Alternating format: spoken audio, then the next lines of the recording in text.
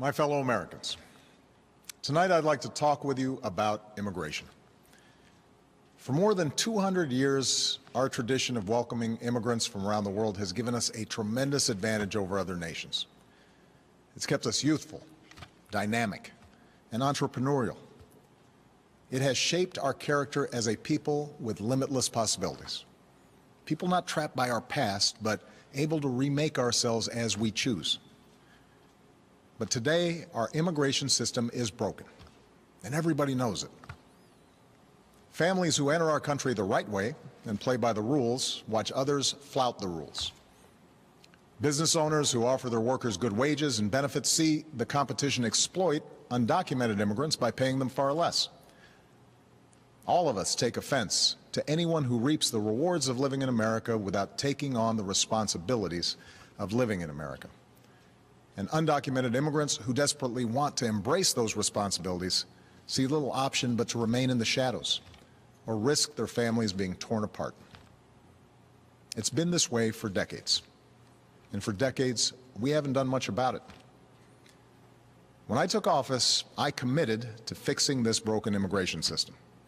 And I began by doing what I could to secure our borders. Today, we have more agents and technology deployed to secure our southern border than at any time in our history. And over the past 6 years, illegal border crossings have been cut by more than half.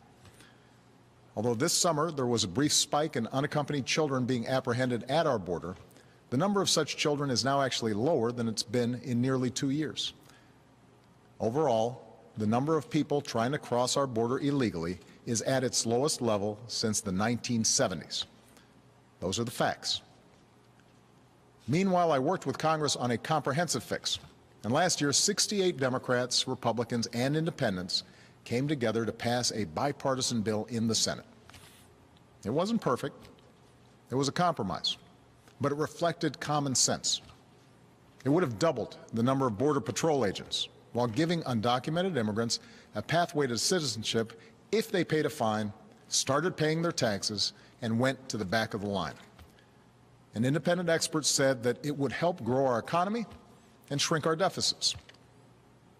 Had the House of Representatives allowed that kind of bill, a simple yes or no vote, it would have passed with support from both parties. And today it would be the law. But for a year and a half now, Republican leaders in the House have refused to allow that simple vote.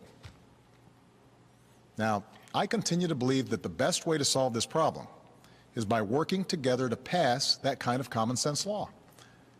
But until that happens, there are actions I have the legal authority to take as president, the same kinds of actions taken by Democratic and Republican presidents before me, that will help make our immigration system more fair and more just.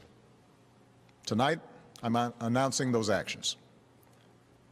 First, we'll build on our progress at the border with additional resources for our law enforcement personnel so that they can stem the flow of illegal crossings and speed the return of those who do cross over. Second, I'll make it easier and faster for high-skilled immigrants, graduates, and entrepreneurs to stay and contribute to our economy, as so many business leaders have proposed. Third, we'll take steps to deal responsibly with the millions of undocumented immigrants who already live in our country.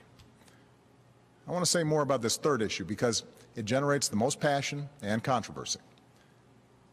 Even as we are a nation of immigrants, we're also a nation of laws. Undocumented workers